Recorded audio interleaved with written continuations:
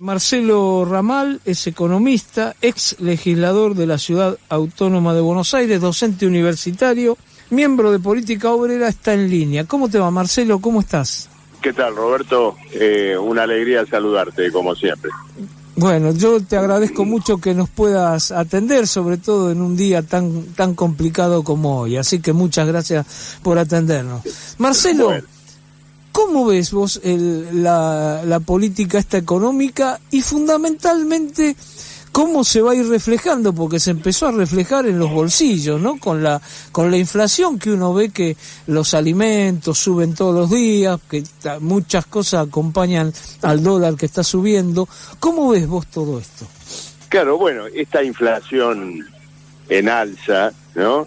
Es un poco la manifestación más directa o la que más nos toca en relación a lo que podríamos llamar un desbarajuste o un destartalamiento de todo el planteo económico del gobierno.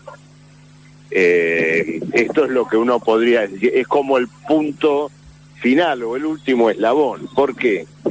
Porque si uno tuviera que resumir o concentrar en qué consistió el plan de Caputo, el plan económico de Caputo, uno podría decir lo siguiente: en una Argentina con una grave crisis de deuda, con un problema de financiamiento en dos sentidos, dificultad para afrontar la deuda ya contraída y mayor todavía para financiarse hacia adelante. Bueno, la política de Caputo consistió en ver si le podía ofrecer a los acreedores de la deuda pública garantías extraordinarias respecto de su pago. En eso consistió la famosa motosierra.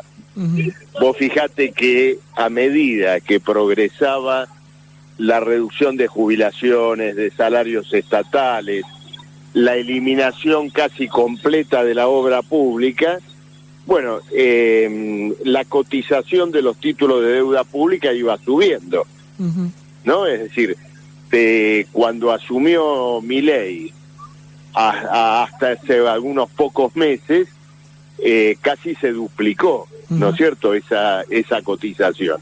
Y el valor de los títulos de deuda se relaciona indudablemente con esa garantía de pago futura. En todo el mundo ocurre que cuando un país lleva adelante un plan de ajuste, sus títulos de deuda suben en la cotización, ¿no es cierto? En eso consiste el presente sistema financiero y todo lo que se llama el sistema de la deuda. Celebra la liquidación de conquistas sociales, de conquistas salariales, porque esos recursos en definitiva terminan en manos de los acreedores. Ahora, ¿qué ocurre? Con este derrumbe financiero internacional, sí, esa posibilidad de reengancharse en el mercado internacional de deuda y de crédito se ha venido abajo. Es como alguien que es terriblemente obsecuente con su jefe, en este caso con los acreedores de deuda, sí, y cuando llega el momento de recibir la recompensa, bueno, lo único que recibe es un insulto, una patada. Claro. Es lo que ha ocurrido ahora con la crisis internacional. Fíjate que con el riesgo país ya en los 1000 puntos o superando los 1000 puntos, el riesgo país marca cuán lejos o cerca está el país de una cesación de pagos y por lo tanto cuánto más o menos riesgoso es prestarle a ese país. Claro, esto hace que suban los intereses de toda claro, la deuda. Si Argentina hoy tomara un hipotético préstamo, sí, lo tendría que tomar a digamos, un 15-16% anual en dólares. Claro. Lo cual es una inviabilidad. Es decir, no lo podría, los que tomaran un préstamo en esas condiciones, luego serían penalmente juzgados, ¿no es cierto?, por irresponsables. Y probablemente tampoco encuentren un acreedor que les preste ese dinero. Claro.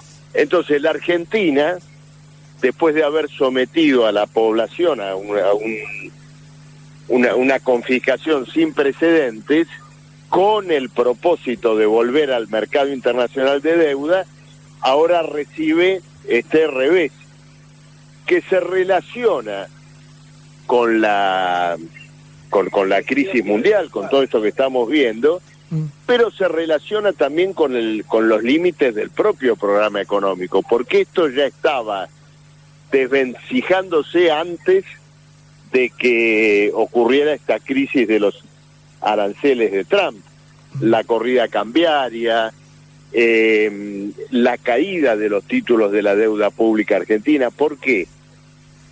Porque en el fondo todo esto que se le llamó, que algunos llamaron la macroordenada, sí, fue un dibujo. Claro.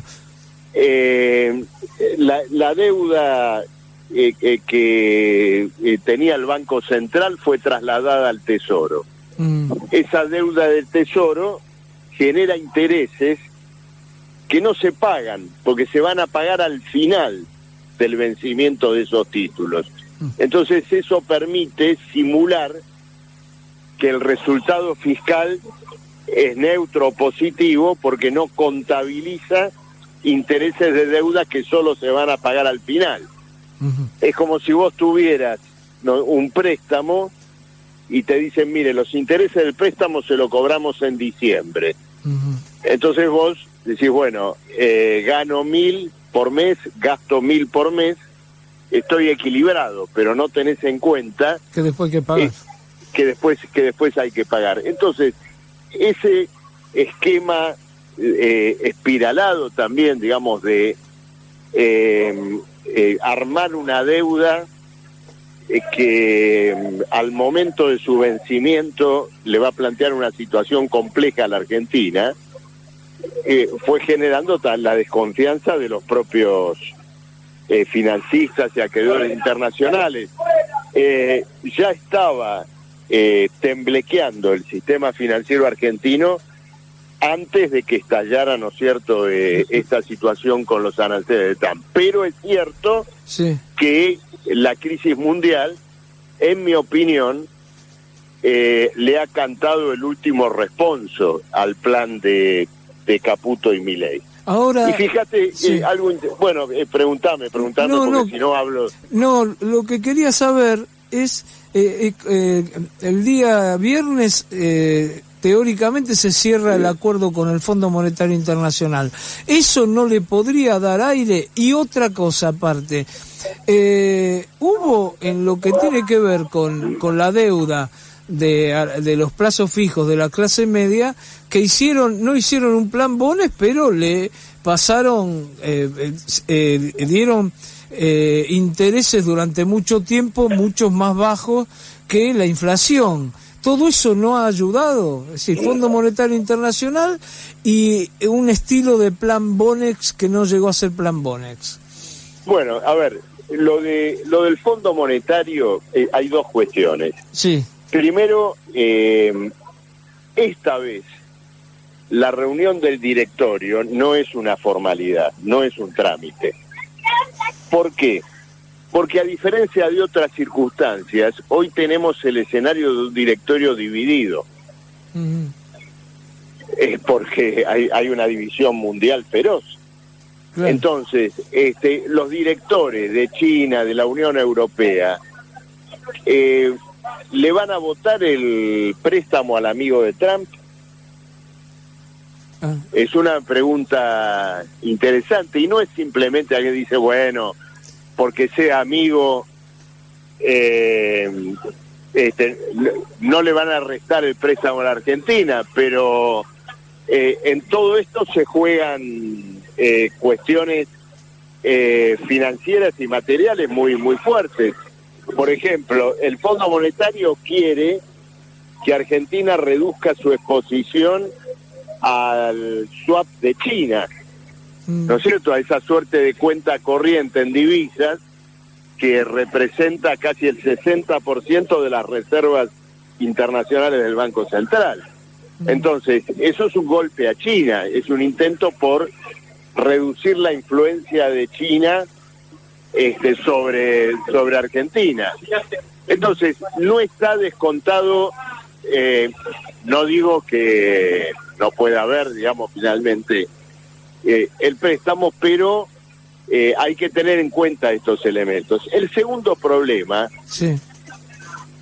es que el préstamo, las condiciones del préstamo, ya son bastante conocidas y es probable que, digamos, una de las cuestiones que alimentaron las últimas corridas, yo tuve oportunidad de decirle a algún colega tuyo, que en general se comentaba hace un par de semanas que subía el dólar y subía el riesgo país porque no se sabía, o porque había incertidumbre sobre el acuerdo con el FMI. Y yo le decía que a lo mejor es al revés, que sube el dólar justamente porque se sabe en qué consiste el préstamo con el FMI. Y se sabe que es un préstamo que no va a alterar las dificultades de la Argentina sustancialmente y que en cierto modo puede llegar a desencadenar un desenlace negativo. ¿Por qué digo esto? Porque siendo 20.000 millones, hay dos cosas que están claras o que aparecen como una certeza. Una, que son 20.000 millones. La otra certeza es que de esos 20.000 millones hay 14.000 que forman parte o que se destinan a los propios vencimientos con el fondo. Es decir, que en realidad no son un préstamo. Es simplemente eso que se hacía también en la época de Guzmán y Massa. Venía un vencimiento de 3.000 millones, entonces la Argentina recibía un préstamo, entre comillas, de 3.000 millones y con eso pagaba el vencimiento. Claro, un asiento contable es eso. Un asiento contable que tiene el significado de, bueno, correr los vencimientos, ¿no es cierto? Es decir, correrlos hacia adelante, como postergar la deuda. Fuera de eso, que es nada más que esa postergación de vencimientos, quedan 6.000 millones, que parece una cifra muy exigua para el actual nivel de salida de dólares del sistema. No parece que con eso, ¿no es cierto?, vayan a poder frenar una sangría. ¿Puede ser mayor? ¿Cuánto mayor puede ser para afrontar una salida de dólares? Pero luego te quiero decir lo siguiente. El préstamo con el FMI tiene un sentido, apunta a algo. ¿Cuál era el propósito? Servir de puente para abrir luego otro tipo de financiamiento. Es decir, plantearse, bueno, ahora tenemos este dinero, con esto vamos a conseguir una refinanciación de la otra deuda en dólares, de la deuda privada, volvemos al mercado internacional de crédito, pero no parece bajo ningún punto de vista que el acuerdo con el FMI asegure ese camino. Luego viene la última pregunta, que es la siguiente. Bueno, pero finalmente el puente que necesita el trapecio de Milei y de Caputo, ¿no?, como si fueran acróbatas, es llegar a los dólares de Vaca Muerta, a los dólares del litio. Bueno, en un mundo que ha cerrado el comercio internacional, que se ha fracturado, digamos, al nivel que se está fracturando en este momento, con la expectativa de una recesión mundial, todo esto se pone en tela de juicio muy severa. Ya en estos días cayó el precio del petróleo, el precio de la soja, y otros indicadores ya venían para atrás. Te doy un dato: el precio del litio tuvo una caída descomunal el último año. Cayó de $80.000 la tonelada a $12.000. Y efectivamente esto explica también por qué, más allá del ruido que se hace con todo este tema, inversiones efectivas no hubo. Claro. En este punto, más allá de fusiones empresarias, un grupo que compra otro, este tipo de cuestiones. Entonces, hay que ver la crisis argentina en este escenario más general de la crisis mundial, donde, bueno, como socialista no puedo dejar de ver lo que implica una guerra comercial que en su proyección es mucho más que una guerra comercial y puede derivar efectivamente en una guerra hecha y derecha que va a volver a poner en discusión aquel lema que una socialista que todos admiramos mucho, Rosa Luxemburgo, dijo en su momento: o socialismo o barbarie. Claro. Es decir, o el mundo, ese patrimonio extraordinario de riqueza social, de tecnología que ha acumulado, lo logra organizar en un consenso común, en una sociedad donde el mundo del trabajo tome las riendas y lo organice en consenso, sin guerras, sin violencia política y social, o este rumbo de rapiña y de competencia nos lleve a una guerra con consecuencias imprevisibles. Está claro. Hay que ver la crisis argentina, entiendo, en esta mundial. Proyección general. Claro, claro. Yo te preguntaba también, entonces quiere decir que todo ese ajuste que yo recién te hablaba de los plazos fijos de la clase media, podemos agregar los despidos que ha habido, es decir, la motosierra en general, que perjudicó desde la clase media para abajo a todo el mundo. Todo eso ha sido en vano, por lo que vos estás planteando. Claro, es una conclusión, me parece muy certera, porque una parte importante de la población ha aceptado ese sacrificio en la expectativa de que, bueno, recorríamos un periodo difícil, vamos a encontrar una salida, pero efectivamente uno podría decir que la riqueza social apropiada a jubilados y trabajadores es la que se está yendo ahora con todos los que salen de la bicicleta financiera y compran dólares a 1.300 pesos. Claro. ¿No es cierto? En este momento. Uh-huh. Y por el otro lado, siempre pensando en el bolsillo, toda esta inestabilidad de estos días ahora se traduce en una carestía que no se arregla con estas paritarias del 1% mensual, uh-huh. Como pretende el gobierno, ¿no es cierto? Está muy claro. Marcelo, no sé si querés agregar algo que por ahí no lo charlamos, y si no, bueno, desde ya te agradezco la conversación. No, me parece, digamos, tal vez insistir un poco, no quiero ponerme reiterativo, pero creo que son momentos donde tenemos que tratar de colocar la mirada en las cuestiones estratégicas, porque el mundo, y por lo tanto también la Argentina, se acerca a un viraje y a episodios históricos que son excepcionales, ¿no es cierto? Y que van a provocar también giros políticos muy profundos. Uh-huh. Es como, yo ahora pensaba, es como que Milei está fuera de época, porque bueno, le aparece un Trump que es proteccionista, y que por ahí lo de Milei era para la época de Menem, ¿no? Cuando el neoliberalismo de Thatcher estaba era lo que más se consumía en el mundo, ¿no? Bueno, ese es un debate apasionante, porque ocurre lo siguiente. Sí. ¿Trump es realmente proteccionista? O para decirlo en otros términos, la administración económica de una potencia como Estados Unidos ¿puede llevar adelante esta política con fines simplemente proteccionistas? Yo creo que esto hay que mirarlo con más cuidado, porque el proteccionismo de Trump en el fondo es expansionista. Estados Unidos no va a resolver sus problemas volviendo a tener fábricas de automóviles en Detroit. Claro. Creo que ni Trump lo cree eso.